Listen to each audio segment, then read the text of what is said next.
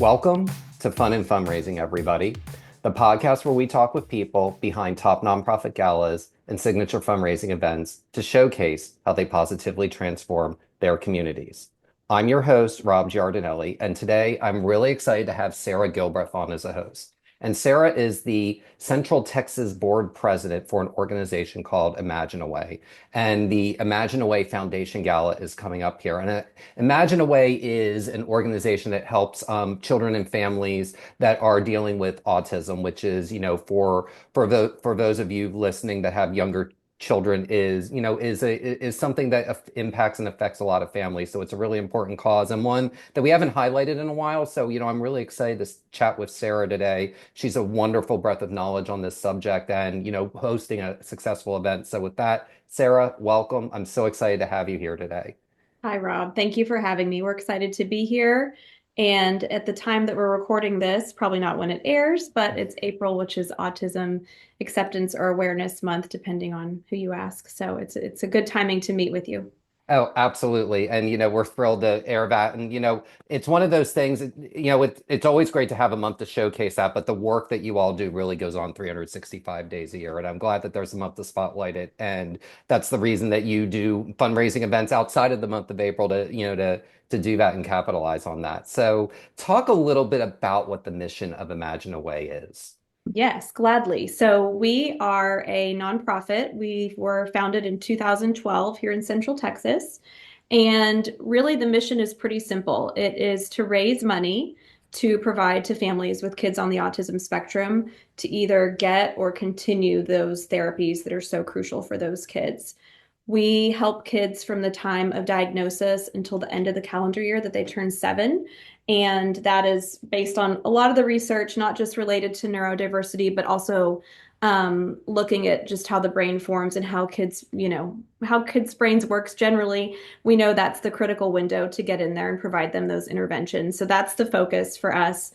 We raise money locally and give it away locally. We recently, in the last maybe 4 years, I want to say, expanded to Houston. And that was because one of our Central Texas kiddos moved to Houston and asked if we could still support them. And we'd had this dream for many, many, many years to expand the mission and the outreach, but we kind of made it harder than it needed to be. We spent a lot of time talking about what would that look like and what would the model be for expansion, and we need this handbook that's typed up and this formula and this percentage and all these things.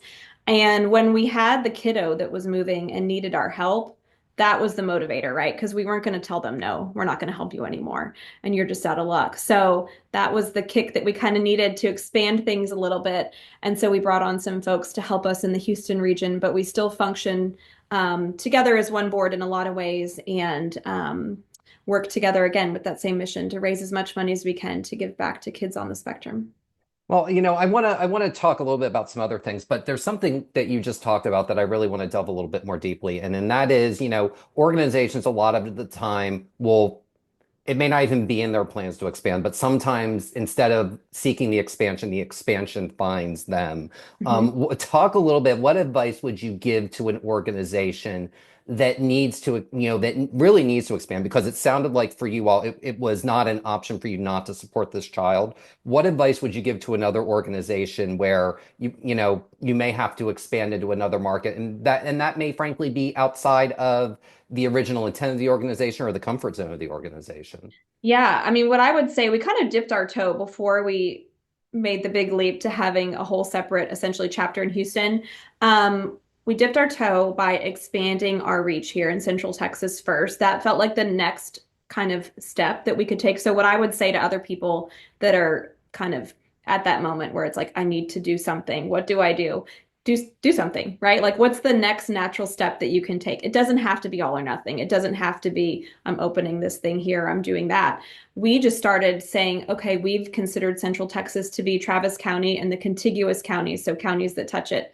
What if that wasn't what we did anymore? What if we added all these other counties around us? What if some of those counties are really underserved and don't have the resources that a lot of people in Travis County do, not just with regard to money, but access to clinics and clinicians that could help them, right? So that was kind of, we dipped our toe in that way. And And that felt like a nice, natural kind of transition for us to expand things. And I think that once it's like anything, right? Like you have this long to-do list and it can feel overwhelming. And sometimes just starting is the thing you need to do to be able to do it. And so for us, at least, that was the case.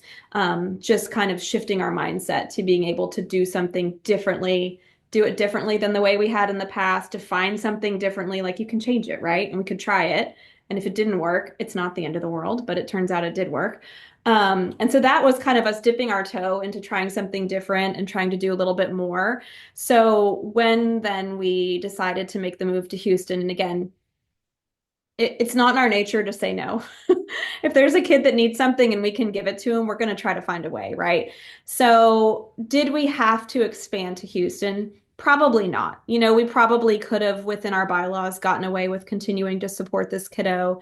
Um, and let that kind of ride out and once they were 7 be done. But the next best thing that we knew to do was to figure out who our people were. And I'm fortunate to have some connections there. The business that my husband and I and his partner own, we have an office in Houston. So I knew some people there. And I was like, look, when I don't know what to do, I'm going to ask somebody else, right? Like, I'm just going to start asking people to help. And that can feel really scary, particularly in the fundraising world. I'm sure you encounter people all the time that the hardest thing we have to do is ask, right? But I was like, well, the worst thing they can do is say no. I'm just going to start connecting with people and see if there's somebody that's in Houston that wants to help us. And I didn't at that time envision that it would be a separate chapter and that structurally they would exist kind of on their own in some ways at some point. But I just started talking to people, and some people seemed interested, some didn't. I happened to call a friend who had done some guardianship work in the family law world, and my husband knew her. And she was kind of the person that was the go-to for advocacy in Houston for kiddos. So it seemed natural to me to ask her, and I was going in saying like, if you can't help me, maybe you know who can.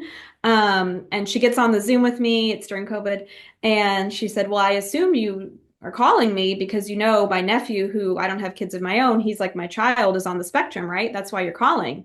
And I said, "I had no idea. I had no idea." So she ended up being our person. Her name's Kelly, and she's really launched Houston in a way that's above and beyond anything we could have dreamed of. But the lesson for me in that was not just asking for help, but sometimes just telling your story over and over again. You will find connections in ways and in people that you never expected. And that can open up so many opportunities for you, not just fundraising, but really connecting with people that believe in your mission and want to help you, whether it's doing it for themselves or helping you do what you're going to do. Well, I'm really glad that you mentioned that, the hardest thing to do is ask. And it sounds like you asked very successfully to get someone, and granted, timing can be Wasn't the kind of first, but everything. Yeah, I got lots of exactly. no's before I got a yes. But yes, yes, But timing can be everything. And, during yes, COVID, I think sometimes people were looking for a little bit more to do. for And, sure. Yeah. there was the opportunity with Kelly to kind of expand into the Houston market. Did you find that?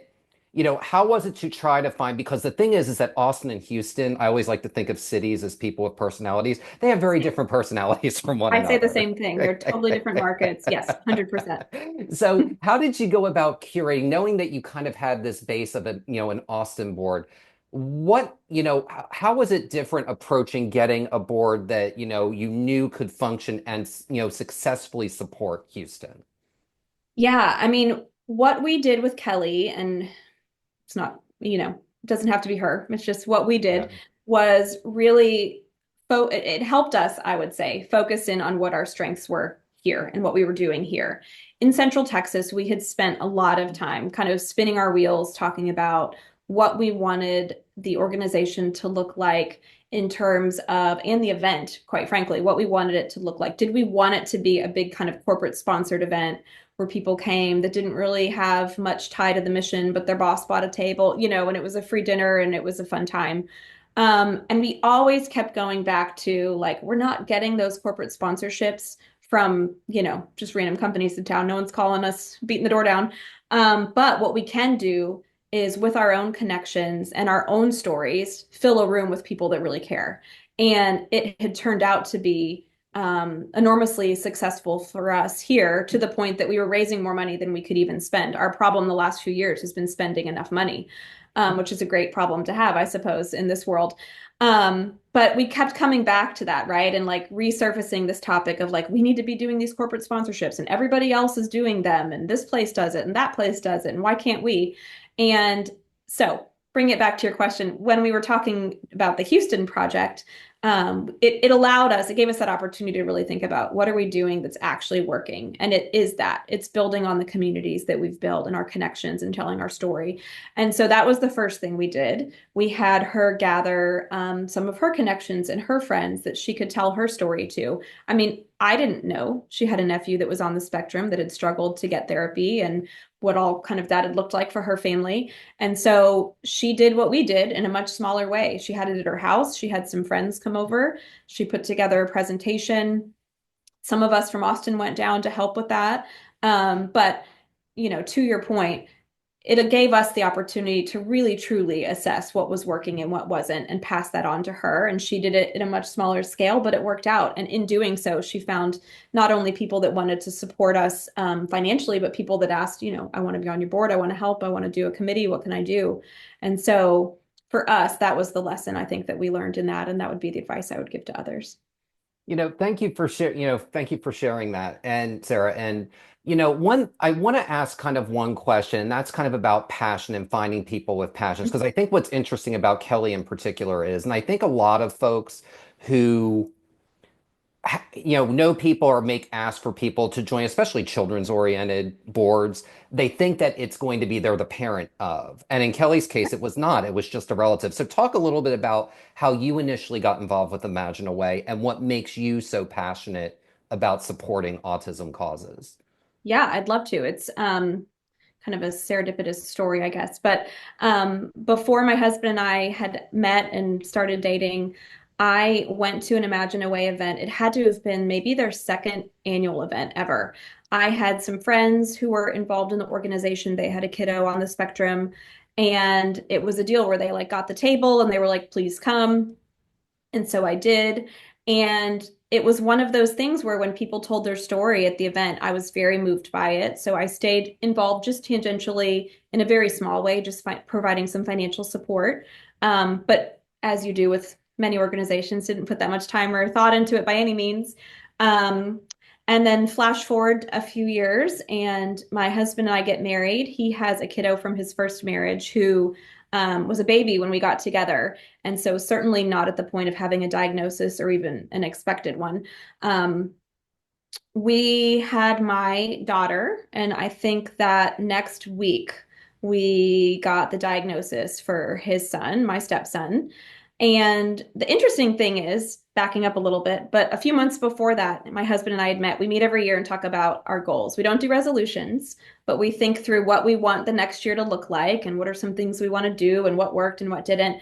And so I had said, I really want to do some work for a nonprofit. And in 5 years, I said, I want to do some board work. And I didn't really know what that meant or how I would do it.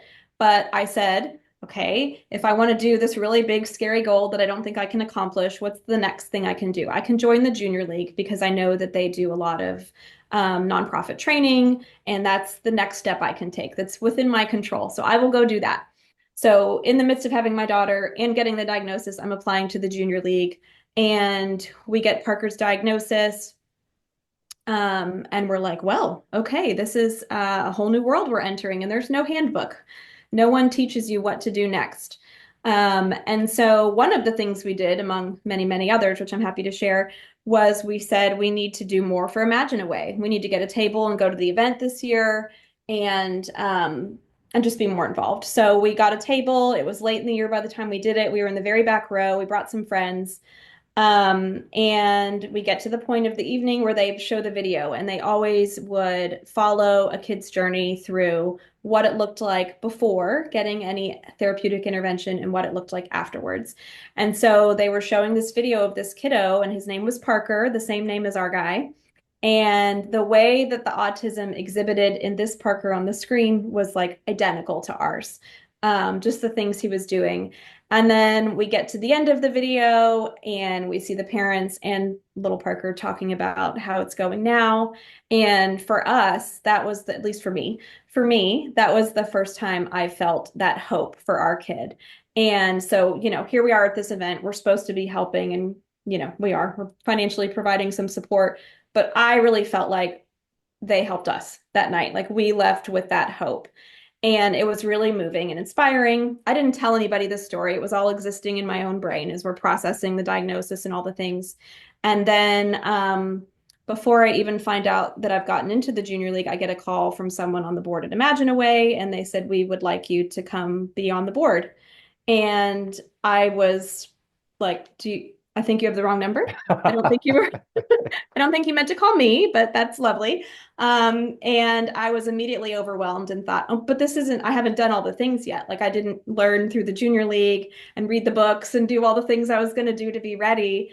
And then I thought, if these 3-year-old kids that have autism can have a full-time job, like 40 hours of therapy a week, I can be uncomfortable and go try something new and hard and figure it out and be the person in the room that doesn't know everything. So I agreed to do it. And that was kind of the beginning of my journey within Imagine Away. When I started, I was like, I'm going to go and sit silently in the back of the room and not listen, not say anything. I'm just going to listen and take it all in and learn because I really don't know what I'm doing. And I think if you ask the founder now, I've asked him recently, he said he thinks that lasted about 7 minutes. Oh. My silent partnership lasted about 7 minutes. But I was all in, right? And I very quickly learned that the most important thing we do for these families, at least my hope, is that we're giving them that hope that I felt the night that I went to that event. I mean, yes, we're helping them financially, and that's huge. But they're the ones really doing the hard work. And so to have someone that believes in them and wants to help them and does, give them that hope, that's the goal, at least for me. So that's my story.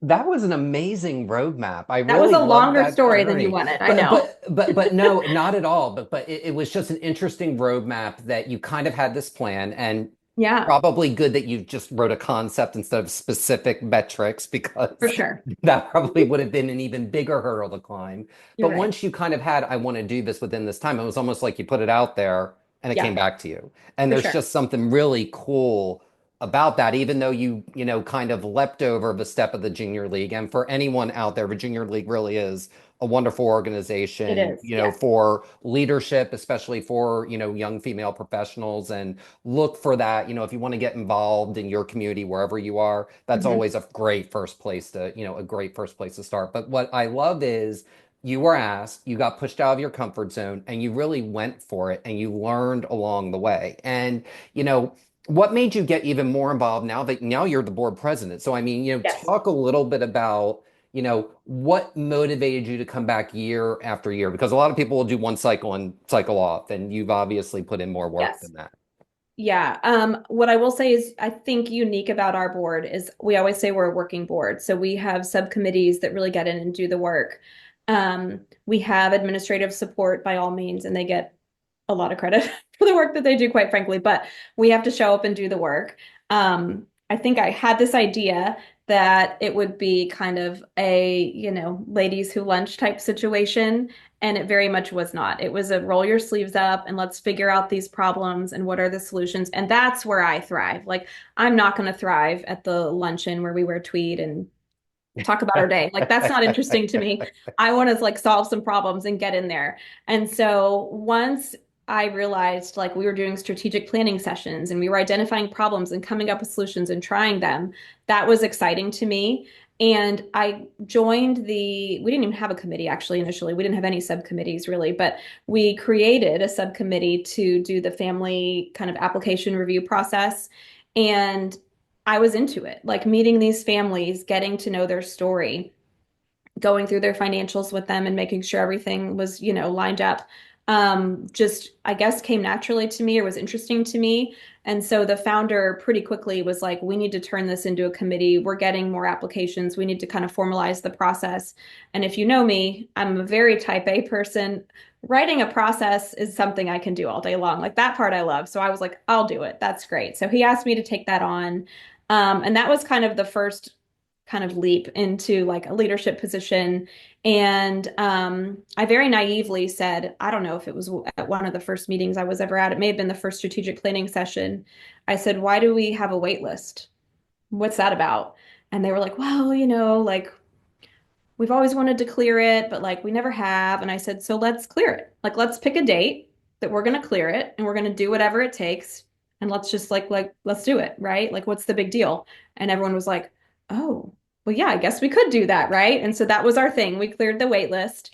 Little did we know that we would then be a few years later searching for more applicants so that we could spend more money. But that was kind of how I got into it. And then from there, they asked me to sit on the executive board in a leadership position. Um, and I just kind of moved up from there. Now they can't get rid of me. Well, but here's the thing. Think of it like a fishing expedition. The founder basically he reeled you in with something he knew you loved to do.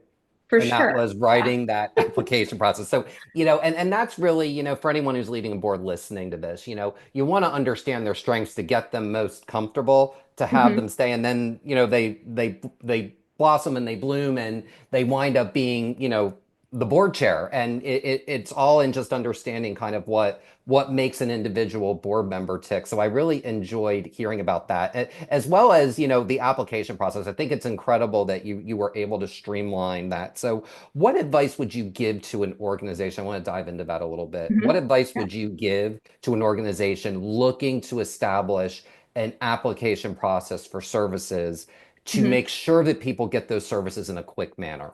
Yeah. I would say what I think is top line is really drilling down on what it is you exactly want to do and who you want to help. One of the struggles we had just is using us as an example was there were a lot of people that really just wanted to help everyone. I mean, anyone that was applying had a compelling story, right? They wouldn't be applying if they didn't. And so we had bylaws that were very specific as to what we did and who we were and who we helped and who we didn't. And so we just really drilled down on that and really focused on what that could look like for us and then stuck to it. And so that was like the number one thing, right? Because in my view, if you try to help everyone, you're going to end up helping no one. And that's not the way to do it. So getting really clear on who it is we want to help, that's number one. Once you know that, I think it's much easier to figure out, okay, what is this process going to look like? What information do I need? How do I get this information? For us, we just put together a pretty simple application and we figured out a process so that we could get people in the door. We figured out that most people at the kind of entry point of applying for help, they don't want to send their tax return, like that's too Right. invasive. And so we tried to make it really easy and accessible for people. And then we would look at that information as it came in. We have a way that we kind of sort all the information and then we go through it and figure out, okay, who's really on paper qualified, who fits kind of the context of who we're trying to help. And then of those that are left, we get them to supply, in our case, we get them to supply the financial statements that we look for to verify their situation. But I don't think like the paper tells all the story. So for us, we then schedule an initial meeting with a committee that is myself and two other of the executive board members. And we go through and we meet with the family. We verify their documents. We have a list of questions we go through with them and talk through the qualifications that they would need to have to be an applicant. And then if they get through that process, we put them through to the full committee to have their application reviewed and they do an interview with the board. And that's the point that we will award them. But we put a lot of time into making sure that the people that we're looking at, by the time that the full committee is spending their time doing it, they're vetted. We understand what they need. We understand what their insurance looks like. We understand what the cost is going to be for us. We understand how long that cost is going to be present for this family so that we have a really clear picture to present to them. Because to your point, I mean, we really do want to do the highest and best use of people's time.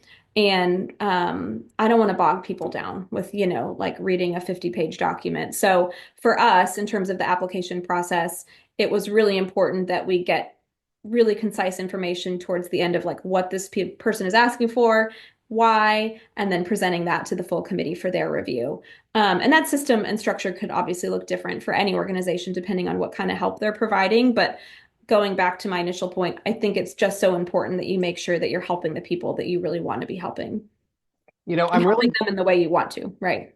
absolutely, and I'm so glad you brought up, the whole thing of helping a specific group or a specific subset that allows you to actually specialize on things. And I'm finding that a lot of the really successful nonprofit events, a lot of them will focus on a specific thing. Even, events like, in Austin, there's the EASB event, which raises, $1.5 million every year. They Mhm. focus specifically on the NICU unit. They focus Mhm. specifically on one thing. And I love that you all are focused on, from diagnosis to age 7. So it's a window, but it's getting people kind of on board as to what that life is like. And you're allowed to become true experts in that, in that arena. For sure. And I mean, for us, we felt like that was the biggest bang we could get for our dollars because we knew that was the time when the kids would be most receptive to the therapies they would be able to receive. And it's before most kids are full time in school and, they're able to devote that time to the therapy that they need.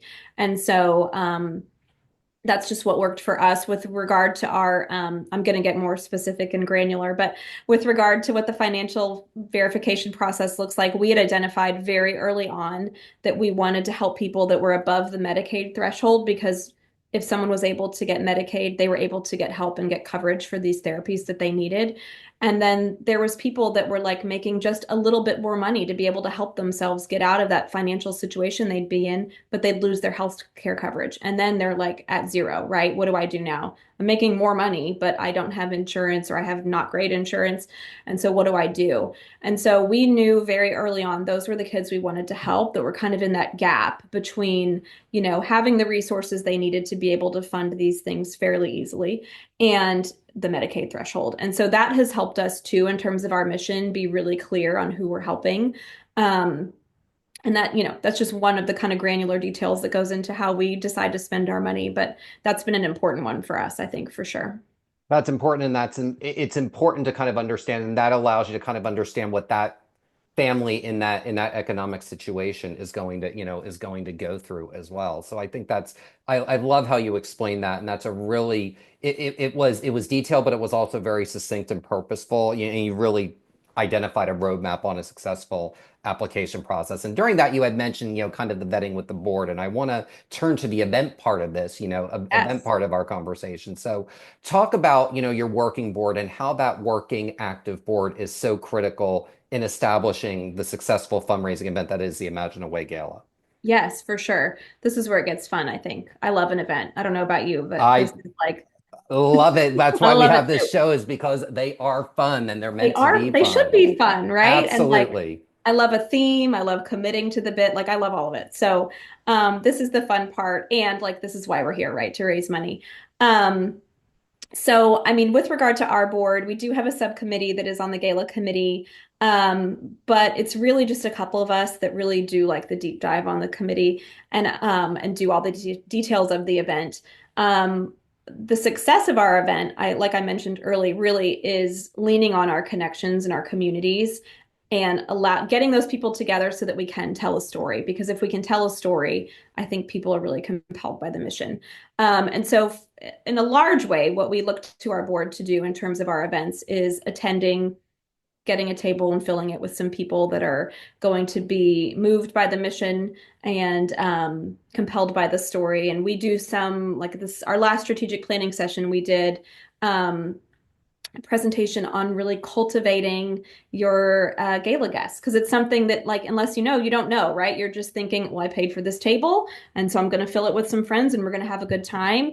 But working on the other side of it, as you know too, like you pay for the table and you're at net zero, right? Like that's it, that's your entry, and we need to start raising money from there. So we try to work with the board in that regard in terms of how we fill the room and being really intentional about that. I always try to look at it quality over quantity. Our event is at the Four Seasons, which is a beautiful location. It's convenient. They're amazing to work with.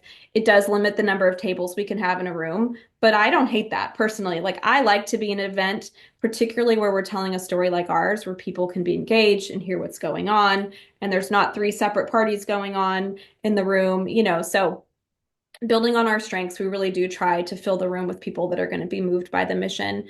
In terms of like the logistics and operations, we have a few of us that are on the gala committee and work together to build out the theme each year, which we've discovered in the past few years. That's really the key to our success is making it fun and making it something that people want to come to. I always say like we've all gone to enough of like the rubber chicken dinners, right? Where it's all the same thing, the same formula. We try to be different. Our theme this year is Mad Men, which is kind of an older theme for some people, but we feel like it'll be fun. And we try to go all in. So we try to make it really an immersive experience. We try to make it the year before. I won't tell you too much about this year because there'll be lots of surprises. But for last year, or 2 years ago, we did one that was kind of an Alice in Wonderland theme. And we literally had people enter through a tunnel. We had 300 hats that we had handmade with glue guns and all the things so that everyone that came could be part of the experience and put a hat on. And if they didn't dress in costume, they could feel like they fit in. And so thinking through those like little touches to make the guests at our event feel really included and part of it, I think is a huge thing for them to then feel part of the mission and want to help and think, gosh, I had such a great time and they thought about everything. I want to give back and help them. And so that's been kind of how we framed how we structure our galas. Telling a story is a big part of it. And we work through each year whose story we want to tell and how we want to tell it. Um, but that's been kind of, those are the things that we look back to each year that have worked really well and we kind of stick with. There's a few things we change each year to make it exciting, but those are what we stick with year to year. It's not, this is why, and this is really what does separate great galas, apart from the rest, is you're not afraid to go from Alice in Wonderland to Mad Men because no one would really kind of put them as kind of, Yeah, we're going to do these two themes in 3 years because they're very, very different. Talk about, the importance of having a devoted core that allows you to kind of bring it, and they're going to follow you no matter what, but it allows you to bring different and new people in. That's really where a theme can kind of come into play because you can make sure you have new energy that's brought in every year. totally. And going back to like what we talked about earlier with really thinking through like cultivating the people that you want to be at your event, I think that's so important. And, even more broadly, we are looking, of course, to raise money at those events, but that's also how we get some of our board members. I had someone at my table last year who has a kiddo on the spectrum, and they're friends of mine. I met them through the junior league and they sat with us. And by the end of the night, the husband actually was like, I have to be involved in this. And now he's on the board. And so to me, that speaks to really the message that we're conveying and the people that we're filling the room with. And so back to your point, we have people that have been with us since the start that have been to every event and they're here because it's Imagine Away and they believe in us and they're going to be there no matter what. We have friends of friends that have never been and they come and have a great time and they're moved by the mission. And so I think it's important to have both because the people that have been there since the start won't be there forever. And it's important to start cultivating our new old friends, right? So, having a good mix and a good balance of that. I mean, we try to be really thoughtful, intentional, particularly when we're asking folks that haven't bought a table before to come and purchase a table and join us. Um, Again, just being really mindful and intentional about what that looks like and what the experience will be for them. That was really, really well said. And there was something in your response where you were talking about, selecting the family you want to feature in the program or selecting the child you want to feature in the Mhm. program. So talk about why less is more, because some organizations get in the bad trap of, I've got to feature everybody. I've got to promote No. everybody. And th while that's wonderful, it less can be more. And I'd love for you to explain why that is the case. I mean, I don't know about you, but I've been to all these events and I'm like, you're losing me, guys. We're we're 4 hours in. I gotta go. The babysitter, the this, the that, the phone's ring, like I don't know. I just think about it from my own perspective. We all are so busy. We all have stuff going on. Our time is our most value for most of us, our time is our most valuable resource. And I value that even more than, the check we write when we show up to these things. And so I personally really am mindful of other people's time. And I'm not there trying to, like, when we're structuring the events and how we're going to do it. I mean, I'm someone that's like, guys, too many asks. Stop asking people for money. It's too much. Like, we're all here, we're all doing it. We all know why we're here, but like, dial it back a little bit. because sometimes, again, to your point, less can be more. And I never want someone to come and feel like it's, like a money grab and we're just here Yeah. asking and asking and asking and asking. I really want people to give in a way that it feels good for them and is meaningful. And that can be very different for all different people, and that's okay. But back to your point about kind of the structure of the evening, we've changed it up. We've kind of figured out what works and what doesn't. Last year, our theme was actually what's called a sneaker ball. So everybody dressed up but wore their sneakers, and it was kind of an athletic theme. And then we had a kiddo come and speak who was, I shouldn't say a kiddo, he's an adult in college, but a young man who was on the spectrum. And he had kind of this viral fame moment because he was the manager for a college sports team. And this thing that he did wiping up the Florida basketball game had gone viral, and he came and spoke. And so we didn't even feature a kid last year, one of our own. We featured his story and what it looked like throughout the years and where he was now. And he actually came and spoke. And so doing some things like that to change it up, I think, are important. But in terms of telling everyone's story, I mean, I just say that's not why we're here. Like, you can read a book if you wanted the whole story, but we're here to be very concise and explain to you what our mission is and why we're doing it. And whatever kid that year is going to do, and really it's more of the family, right, is going to do the best job of showing that is who we're going to use. And we're constantly, like, I was interviewing some families last week. We were onboarding, doing the interviews and telling them it's a yes for us. We're going to help you guys out. And there were two. I told one of the people on the call, I said, write those down. Those are ones that we're going to talk about doing a video for. I could just tell by the way the parents told their story and how moved they were by the whole experience that they were going to be a good story to tell. Because for me, and I go back to my experience being a parent sitting in the back of the room, whether I have a neurodivergent kid or not, when I'm telling the story that Imagine Away is, I want to speak to the parents and the grandparents and the adults that have, friends with kids in the room that are going, oh my God, how would I feel if I had a kid or my sister had a kid and I knew what they needed and I couldn't give it to them? And so that's the message that I'm always thinking of in my mind is that's who we're speaking to, is those parents and the feelings that they have about their own kids and kind of leveraging that into what we all do at these fundraisers. So that's the goal for us. I love how you explain that. And I, especially last year, with that, and I remember seeing the information about that, about the young man who had gone viral. What is Yeah, really great about that was it was more of an end result thing, because it totally. was someone who's well past the age of receiving the services. And, people want to see an outcome. And, I always like to say, with programs should inform, but they should Mhm. also entertain a little bit, but they should never overwhelm. And that's the Great. wonderful thing about a single story is you can do those things. When you get into multiple appeals and when you get into multiple people, people's signals can get crossed and they can confuse one child or one family with another child, and it becomes too much Totally. for them. Yeah, and I never want to bring down the energy in the room too. I mean, we are very emotional. I mean, I'm crying. I've seen the video, I've done the edits, and I'm crying when I'm watching it. But like, I don't want that to be the whole night that we're sitting around crying about how hard it is. And that's not the story I want to tell. I want to tell the story of like, there is hope out there, and this is what it can look like. And let's be a part of that, right? And so that to me is part of the reason too why less can be more, and really focusing, like you said, on the outcome and how do we get there. Absolutely. And I know you said you can't divulge too much about this year, but I love a Batman theme. Don Draper will not allow any sneakers in this year, so that'll be different from last year. But talk about some other things that, when people walk in and they arrive, some other things that they can expect at this year's gala. Yeah, I mean, I will say it's going to be a very immersive experience. Even if you are not a Mad Men lover, didn't love the show, which I did. I mean, I was an advertising major. I watched it. I've seen it all the way through probably 3 times. So I'm a fan. But even if you're not, like, our founder was like, a what? A what man? A what?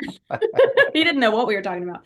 But I will say it'll be so immersive and so fun to feel like you're a part of it that I think even if you're not a huge fan, it'll be exciting. And like I said, we always try to have something there that even if you show up in your normal, your gown or your cocktail dress or your suit, you can feel like you're a part of it and you're included. Um, I know that it's going to feel like you are walking into maybe their office. That's going to be part of it. And Oh, I will say in the last few years, we have never done floral centerpieces. We're over it. We're done. okay. Flowers are beautiful. I love flowers. I have them all over my house. Yeah. But we try to make the room really feel immersive and part of the experience too. And so I'll just tell you this, when we launched the theme at our strategic planning session this year, we had a graphic that went up, but before we did that, we wanted to see if people could guess what the theme was. So we gave them like a few little hints, and then I had the chair of the gala come in, and she had an old-fashioned, rotary phone like, you and I probably had when we were kids. And she took a phone call on it to pretend, and someone totally guessed the theme. They knew it was Mad Men. And so we were like, okay, we're doing it right. It's going to be good. Oh, that's amazing. Well, that'll be fun. And that is a fun theme. And it's been 10 years since the show ended, which is just really hard to I believe. know. I can't believe it. It's wild. So and as we know, anything old is new again. And that's kind of, That's I right. love that theme. And that theme is a timeless theme. So I know it'll be, a fantastic night. And that really is a fun theme. And a fun theme is so important to the overall success of an event. And you guys always really do that really well. And I know we're coming up on time, but I do want to end with this. I always ask our guests of this question. And that is, what is one thing all successful fundraising events have in common? Ooh, great question. Um, this is going to sound so cheesy, but I think having that passion. I mean, I see people that are involved in fundraising that are doing it.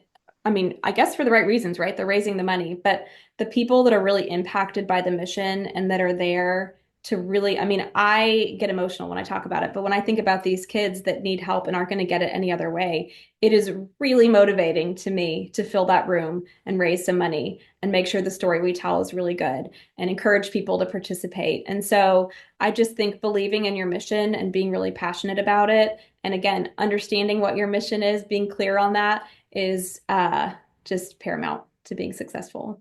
Absolutely. It's a simple, but it's a really important piece because if you show passion, that means you want to be there. And Mhm. that comes through any event that you go to, any fundraising event. You can tell if the people running it want to be there. And that is infectious. And that's a really, really important thing to end on. And, Sarah, congratulations on the success of Imagine Away. I know this year will be just as fantastic as every other year, if not more so. So thank you again for joining us today. Thank you for having me. This has been fun. Absolutely. And the Imagine Away Gala will be held on September 20th, 2025 at the Four Seasons in Austin, Texas. For more information, please visit imagineaway.org. And that will do it for this episode of Fun and Fundraising. I'm your host, Rob Giardinelli, reminding you to keep it fun, keep it interesting, and your guests will have a great time. Have a great day, everyone, and take care.